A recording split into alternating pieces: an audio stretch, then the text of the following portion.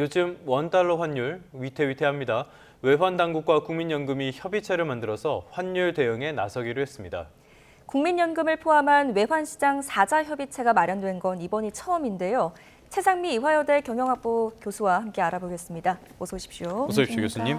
자, 환율, 무서워요. 상반기만 해도 1,350원대 이렇게 됐었는데 지금은 1,470원까지 넘었고요. 이러다가 1,500원으로 가는 거 아니냐라는 그런 우려까지 나오고 있습니다. 이렇게까지 오르는 이유는 뭡니까? 이게 이제 뭐 핵심은 글로벌하게 달러가 강세다. 이게 핵심인 것 같아요. 미국이 지속적으로 금리를 내릴 거라고 생각을 했는데 상반기에는 지금 생각보다 고금리가 장기화되고 있거든요. 그래서 전 세계 자금이 이제 달러로 쏠리는 현상이 나타나고 있습니다. 그래서 거기다가 또 한국 특유의 이제 그 리스크 프리미엄이 있거든요. 그래서 이게 뭐 이제 중국이 경기가 좀 둔화됐고 상반기에 비해서 또 위험해가 약세가 되고 있는 데다가 중동도 아직 긴장 상태잖아요. 그러니까 이제 자금이 위험 회피로 이제 움직이고 있는 거죠. 그래서 원 달러가 조금 더 이제 민감하게 작용을 하고 있고요. 또 이제 또 안에서 보면은 우리나라 자본이 해외로 이동하는 구조가 굉장히 커지고 있거든요. 연기금도 그렇고 보험사도 그렇고 외부의 이제 대외 투자 확대도 계속 지속적으로 하고 있고 또 외국인이 또 국내 주식에서 차익을 실현해서 계속 빠져나가고 있잖아요. 그래서 경상수지가 지금 흑자임에도 불구하고 결과적으로는 지금 자본이나 금융예정 쪽에서는 워낙 약세 압력이 커지고 있다 이렇게 분석이 됩니다. 네, 전통적으로는 무역 흑자가 크면 달러가 많이 들어오니까 원화가 강세가 되면서 환율은 하락하는 게 공식적이었잖아요. 그런데 요즘엔 또 통하지 않는 이야기인 것 같습니다. 과거의 이제 경험치에 근거한 얘기다 이렇게 얘기가 되는데 왜냐하면 흑세다 그러면은 이제 강세 우리나라 이제 달러가 많아지고 되고 그럼 워낙 강세된다 이건 언제까지 이제 수출하고 무역 중심의 환율.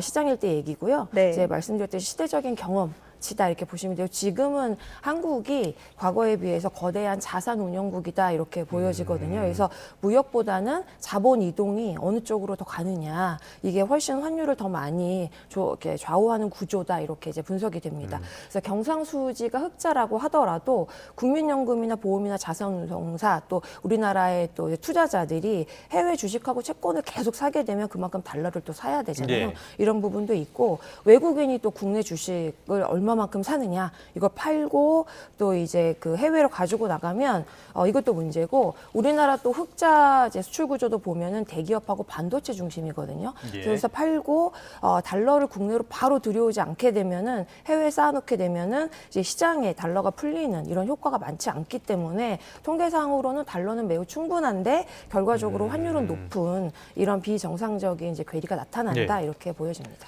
누가 그런 말씀하시더라고요. 우리나라가 워낙 주식 거래량이 많다 보니까 외국인들이 우리나라를 ATM처럼 생각하는 것 같다라는 이야기도 해서 자금이 많이 빠져나가는 거를 이런 식으로 표현도 하던데요. 자, 아무튼 여러 가지 이유가 있고요. 고환율 압박은 굉장히 거센 상황입니다. 우리 기업들 또 비상 상황이 됐어요. 그렇죠. 이게 확실히 또 이제 많이 영향을 받는 기업들이 그러니까 매출이 국내에서 일어나는 내수 기업들. 왜냐하면 핵심 원자료를 해외에서 사오고 수입에 의존하고 그다음에 판매한 대가는 또 원화로 받거든요. 그러면 환율이 오를수록 원가랑 이자 비용이 동시에 튀잖아요. 그래서 업종별로는 다르지만은 보면 정유, 화학, 그다음에 항공, 유통, 식음료 이 부분에서는 원달러가 한 10원 상승하면 연간 수십억에서 수백억 수준의 비용 증가를 추정하는 회사들이 굉장히 많습니다. 그래서 산업 전체로 보면은 조단위 부담으로 이루어질 수 있다. 그래서 환해지를 잘 해뒀으면 사실 단기 충격은 줄일 수 있는데 만기가 돌아가면 더 비싼 환율로 또 해지를 해야 되니까 장기적으로는 좀 마진이 깎일 수밖에 없고요. 이 비용이 최종적으로 소비자한테 다가오게 되니까 전가가 되니까 물가가 지속적으로 상방할 수 있는 압력이 되고요. 다시 내수 위축이 될 수 있으니까 이게 고환율이 장기화되면은 한국 전체 경기에 아주 큰 부담이 누적될 거라 보일 수 있죠. 환율이 급격하게 치솟고 있다 보니까 정부에서 나섰습니다. 기획재정부, 보건복지부, 한국은행, 이번에 국민연금까지 껴서 4자 협의체 구성이 됐는데 이거 처음이죠? 네, 이게 이제 처음인데 기존의 상황 점검을 하겠다를 넘어가지고 재정 통화 연금 운영을 이제 한 테이블에 올렸다. 그래서 상시 협의체 성격이라는 점에서 이제 의미가 크다고 보여지고요. 네. 아시다시피 이제 1997년 IMF 때, 그다음에 2008년에 금융위기 때는 이제 한은하고 재정하고 금융당국이 대책회의를 했단 말이죠. 예. 근데 이제 지금은 환율이 1,500원대를 넘기기 전에 뭔가 선제적으로 공조를 하겠다, 뭐 이런 신호를 줬다라는 점이 좀 다르다고 보이고요. 이게 시장이 이제 해석하는 부분은 첫 번째는 필요하면은 국민연금이 이제 달러 수요 공급 정책에 이제 역할을 하는 이제 역할로 쓰여질 수 있다라는 신호. 두 번째는 그만큼 이제 당국이 환율과 자본시장의 지금 환율을 심각하게 보고 있다라는 이제 이런 경고다, 이렇게 이제 해석이 됩니다. 네. 그러니까 국민연금이 지금 환율 방어 여기에 소방수로 나서 달라라고 요청한 꼴이 됐는데요. 네네. 여기에서 걱정이 되는 건 이거예요. 국민연금이라는 기관이 존재하는 이유는 우리들 노후 자금을 관리하기 위해서 지금 존재하는 거잖아요. 네네. 이런 자금이 환율 방어에 투입이 된다. 네네. 이거 괜찮습니까? 사실 말씀하셨듯이 국민연금의 1차 목표는 국민 노후 자금을 잘 지키는 거, 장기 수익을 극대화하는 거잖아요. 근데 확률 안정을 위해서 쓰여진다는 거는 사실 이건 부수적인 효과여야지 목적 자체가 돼서는 절대 안 되는 거거든요. 네. 그래서 예를 들어서 스와프를 통해 가지고 달러 조달하거나 환해지 비율을 좀 그 비율을 관리해 가지고 단기적으로 그 국내에 달러가 부족한 현상을 좀 완화할 수는 있습니다. 그래서 네. 변동성 줄인 리스크 관리는 이제 할 수 있지만 이거를 시장에 도움을 주는 이제 부수적인 효과로 이해를 해야지 정치적 요구에 따라 가지고 국민연금이 도입돼 가지고 달러를 사고 팔기 시작하면 문제가 뭐가 되냐면 만약에 잘못되면 대규모 손실이 국민 노후 자산에 직접적으로 전가가 네. 되잖아요. 두 번째는 정권이 환율의 방패막이로 국민연금을 사용했다라는 인식이 이제 형성이 되면 국민연금에 대한 신뢰에 막대한 영향을 끼칠 수 있습니다. 그래서 대안은 이제 연금보다는 외환 당국이 앞에 서는 구조로 가야 되는 게 맞는 것 같습니다. 네. 반복적으로 개입하다 보면 리스크도 존재하는 만큼 수익과 그리고 환율 방어를 균형 있게 좀 운영을 해야겠습니다. 그렇다면 앞으로 환율은 어떻게 전망하십니까? 정확한 숫자를 단정 짓기는 좀 어렵지만요. 이제 단기적으로 보면 한 몇 달간, 한 3개월간은 1,400원대 후반에서 1,500원까지도 갈 수 있다. 이런 이제 박스권 등락을 예측을 하고 있고, 이제 해외 기관들도 비슷하게 이제 예측을 하고 있습니다. 그래서 이게 미국이 언제 기준금리를 인하할 것이냐가 굉장히 중요한데 이 시점이 뒤로 밀릴수록 그다음에 미 재정하고 정치 불확실성이 확실히 해소될 때까지는 사실 이제 달러 강세가 지속될 거고요. 그러면 신흥국의 통화 약세 구도는 쉽게 꺾이기가 어렵습니다. 그래서 다만 이제 한국은 아직까지 여전히 경상수지가 흑자이고요. 그다음에 정부가 FX 시장 개혁하고 그다음에 24시간 거래 수출기업 달러 환전 유도하겠다, 연금 스와프하겠다 해서 여러 가지 수단을 지금 동시에 쓰려고 하고 있잖아요. 그래서 일방향으로 막 급등한 다음에 급락하는 이런 장세보다는 고점에서 높은 변동성 국면이 지속되지 않을까 이렇게 예측을 하고 있습니다. 네. 알겠습니다. 어찌됐건 고환율은 당분간 이어질 수밖에 없는 상황이라고 봐야 될 것 같습니다. 자, 다음에는 이 내용 짚어보도록 하겠습니다. 11호 대책 이후 부동산이 대혼란 이어지고 있어요. 네. 이번에는 서울에 사는 30대 무주택 가구에 관련된 통계가 나왔는데요. 이 통계 작성 이후에 가장 많은 30대 가구주 4명 가운데 집주인은 1명뿐이었다. 네. 주택 소유율은 또 역대 최저였다. 이런 이야기가 나오더라고요. 네. 어떤 시사점이 있을까요? 이게 이제 보면 30대가 예. 더 이상 주택 구매 시장에서 주력이 아니다. 주력 구매층이다 이렇게 보이는 거거든요. 과거에는 30대가 첫 주택을 마련하는 핵심 세대였거든요. 근데 이제 현재는 가격, 전세 대출 규제가 이제 막혀가지고 구매 여력 자체가 지금 30대가 사라진 상태고요. 소득 증가 비해서 이제 집값 상승 속도가 4배에서 5배. 굉장히 빨라가지고 자상 축적할 수 있는 이제 주택으로 사다리가 붕괴됐다 이렇게 이해가 되고요. 그다음에 30대 중에서 이제 영끌을 해가지고 주택을 보유한 층이 있어요. 근데 아예 이렇게 이제 진입을 못한 규제 때문에 이런 무주택층의 양극화가 명확하게 이제 벌어졌다.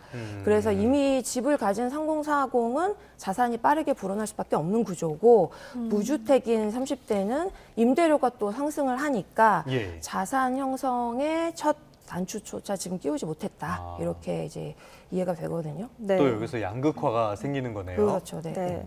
이 정부의 대책으로 전세 공급이 일단 줄어들면서 또 월세 비중도 빠르게 늘고 있습니다. 이 네, 때문에 월세 비용도 급등하고 있는 상황인데 네. 이 전세를 투자 수단으로 못 쓰게 하겠다는 그 취지와 목적은 알겠으나 이 월세화로 가는 속도가 너무 빠르지 않습니까? 네, 말씀하신 대로 이제 토제 신규 시장 네. 지정한 다음에 보니까 전세 가격이 한 달에 이제 2.1에서 2.3%까지 급등했고요.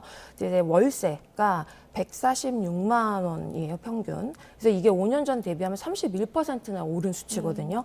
그러니까 이게 이제 그 집주인 입장에서는 전세보다는 월세를 선호할 수밖에 없는 상황이고, 예.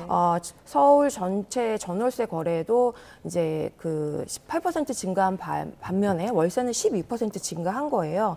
그래서 이게 이제 매매가 제한되고 이에 따라서 임대 시장이 과열되는 전형적인 이제 정책 수요가 전이가 예. 됐다. 그래서 허가구역 지정으로 이제 결과적으로 매매 자체가 어려워지니까 매수 대기 수요가 그대로 전월세 시장으로 전이되는데 투기를 막겠다는 정책이 임대 시장의 가격 상승이라는 부작용을 즉각적으로 유발했다 이렇게 보이거든요. 예.